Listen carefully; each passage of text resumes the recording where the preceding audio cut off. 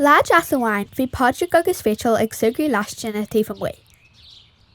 Bhí Patrick ag géirí grandma eile Rachel agus Rachel de hir ag rí a méid a bhí ina cosa. Go tubin, tháinig scamall dú aisteach a níor a dúí orthu. Cé, hosa.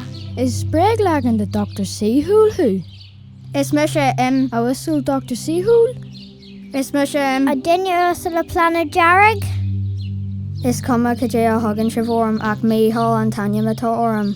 Tá astaróideach ag dul bhfuil an dóin amara.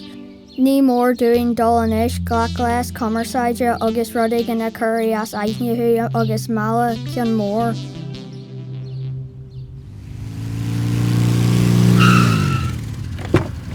Go a géisteach sa bhain, caithimid imach ó gasta. Bhí siad ar an mhóthar fiche bommate, nuair a chuile sin tormin Mícheal. Cé bhín spéir an tormin sin agus cabhaid? Sin an astaróideach agus támuidir gandaí waú.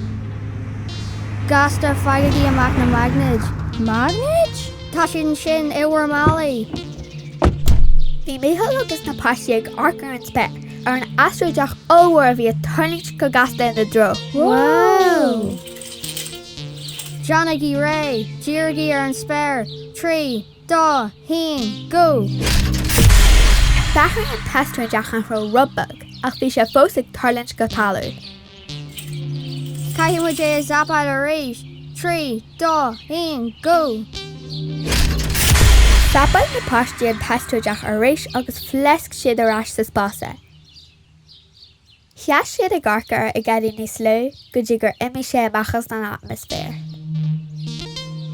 Ok, gur mai a go bh fáistí, tíofaí mé sibh gan fí a blion. Jimmy Mícheál is blanc, na pháistí feicthe trína chéine.